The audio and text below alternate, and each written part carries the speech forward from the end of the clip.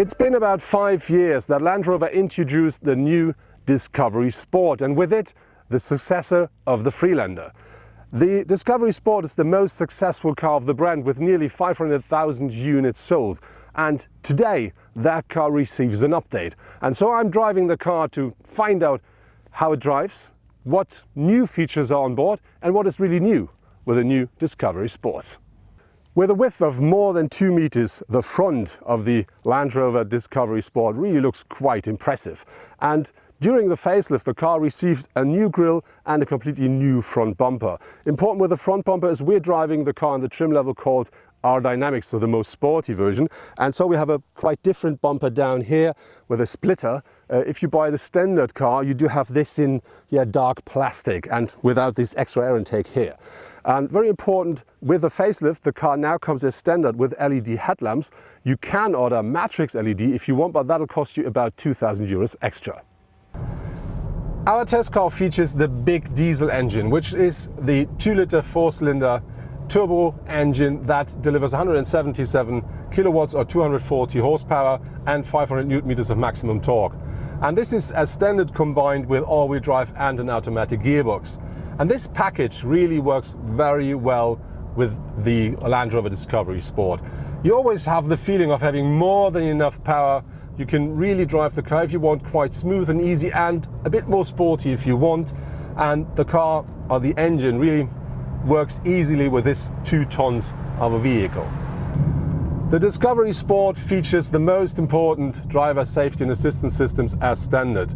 So it comes always with a emergency brake assist, it comes with a lane assist, and it also comes with a rear view camera. On top of this, you will always have a cruise control on board, but you can of course order a lot more, like a rear cross traffic alert, an adaptive cruise control, a park assist, and on and on. And so you can configure the car the way you want. At the rear of the Discovery Sport, you can really see how high it is. It's 1.73 meters. And very important with that car is, depending on the trim level and the extras you buy, you will find LED taillights, including a dynamic indicator. And to give our car a bit more sporty look, we do find this diffuser down here and these, let's say, fake exhausts, because we're driving the trim level R-Dynamic. That looks a bit different with a standard car. But I think that car really looks from the rear a lot like a standard Discovery, and I really do like it. There were 2 goals which Land Rover wanted to achieve with the new Discovery Sport. One is the car should be more comfortable, and the other, it should be more agile. And they really achieved both. So when I started driving the car, I instantly recognized that it was a lot more quiet than its predecessor. And when you then drive this mountain roads here with all these tight bends and curves, you instantly feel that the car is, let's say, more solid on the road, and I think a lot better and easier to control. The interior of the Discovery Sport was lifted to a different level. So wherever you touch now, you will only find soft touch materials, no plastic at all anymore.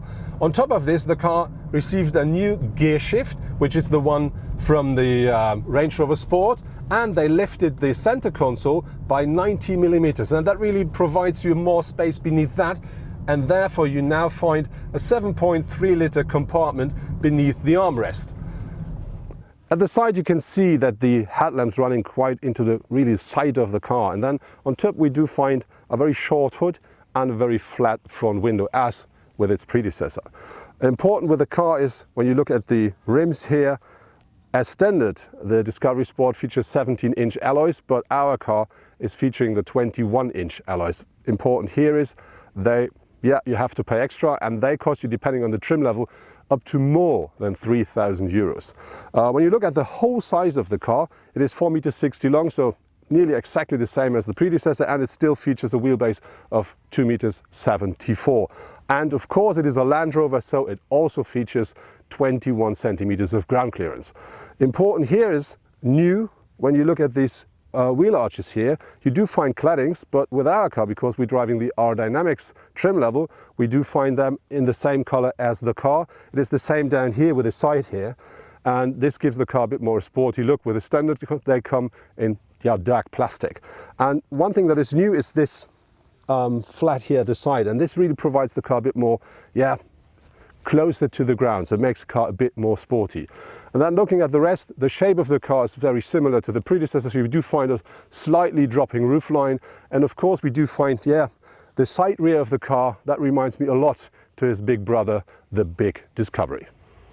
The space the car offers for the driver and the co-driver is really more than sufficient.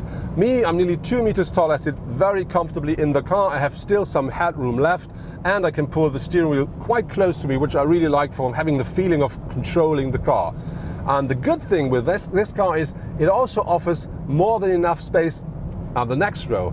And this is something we tried out by having a short stop.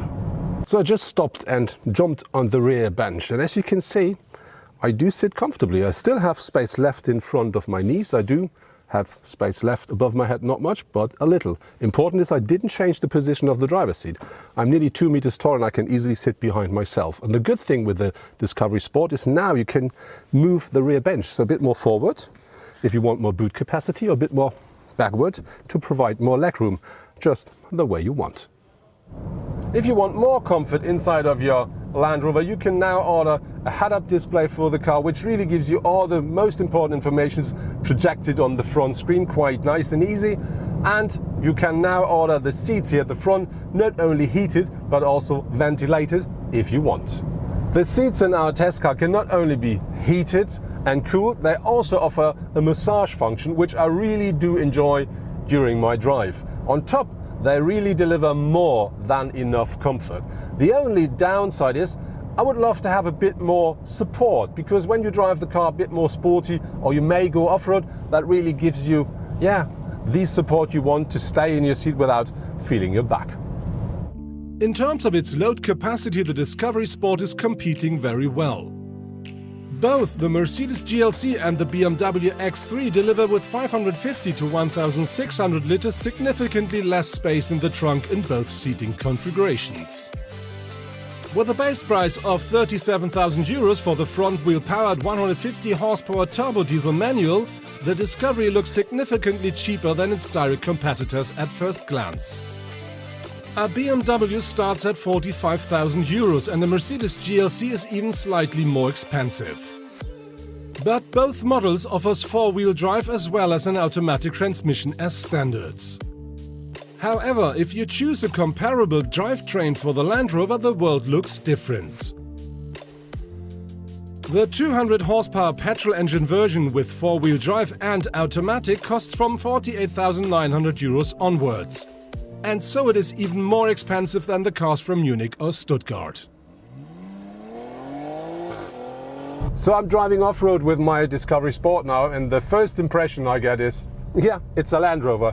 This is his place to be. The Discovery Sport is featuring the new terrain response system of Land Rover. And this is something you can really feel, which really helps you when you drive up and down or off-road. Because that system delivers the torque to the wheel where it is needed most, and it can also lock the rear axle differential lock automatically when it's getting really rough. And so this is something that is more than helpful when you drive off-road with your new Discovery Sport.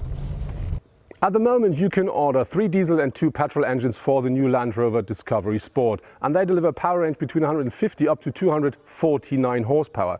Important is to know that all of them are 4-cylinder engines, and except the smallest diesel with 150 horsepower, which is a manual front-wheel powered car, all the others deliver as standard all-wheel drive and an automatic gearbox, and all of them are also so-called mild hybrids, which means you have a 48-volt Bose system and you do have on top a starter generator which recuperates energy.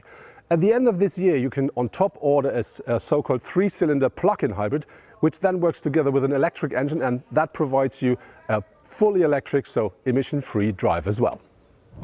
Another new feature of the Discovery Sport is a system which we already know from the new Evoque. It's called ClearSight Smart View, and this is nothing different than a camera-based rear-view mirror. The camera is mounted on top of the roof inside the antenna and provides you with a live picture into your rear-view mirror. And you can decide if you want to use the standard mirror or this live picture. The good thing with the system is it offers you a wider angle to watch at. And the other thing is, if you, for instance, have people on the rear seats, or you may load the car up to the top, with this system you can, let's say, look through these items and still have an absolutely nice and clear view to the rear of the car. I really do like the steering of the car because it's precise without being nervous and really works well. The only little downside is that it always tries to center the steering wheel, which is not unusual, but it tries to center it a bit more than other cars. And this is something where I need to say, yeah, if we talk about comfort, this is a short, little, tiny minus. The Discovery Sport offers as a 5-seater a boot capacity of 897 litres with the rear seats up. If you fold them down, that increases up to 1,794 litres. If you order the car as a 7-seater, these numbers going down by about 100 to 150 litres depending on the seat position. Important is you can have an electric tailgate as an optional feature, and I would like to order that because with that one, with the mechanic one, it's so low when the boot is open that I hit my head quite often. The road is getting a bit more rough at the moment, and the good thing is that the Discovery Sport's featuring 21 centimeters of ground clearance, which gives you a bit of freedom and not thinking all the time, I'm going to damage my car. A new system in the Discovery Sport is called Clear-Sight Ground View, and that is working with a camera at the front of the car, and that is projecting the path of my wheels into the car, and so I can really see obstacles while driving off-road. And the good thing is if you just want to park your car, you will not hit any piece of concrete because you will instantly see it. So now it goes a bit more downhill and the nose to the ground, but yeah, that works smooth and easy as with any other Land Rover. Of course, the Discovery Sport features different drive modes, and one of them is an off-road mode. But I use most of the time the so-called automatic modus because the car will instantly recognize what it needs to do or change to provide me with the best support possible. Regarding to the fact sheet, our Discovery Sport D240 should take about 6.5 litres per 100 kilometer driven. We didn't match that number during our test drive. We used about 8 litres. But I think if you drive the car more sporty, more agile, you should expect something between 9, let's say up to 10 litres. But I still think that that number is absolutely fair for a 2-ton SUV with 240 horsepower. But still, I'm looking to the future and hope that we may find cars which will then use less fuel.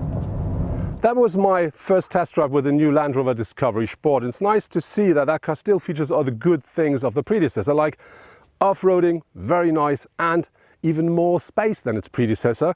On top of this, it's more quiet, more comfortable, more agile, and it does feature now new engines, like all mild hybrids except the smallest one, and if you want in the near future you can order a plug-in hybrid as well. On top of this you get new infotainment systems, loads of new assistance systems, and all of this in a revised very nice shell, and if you want with 7 seats as an option.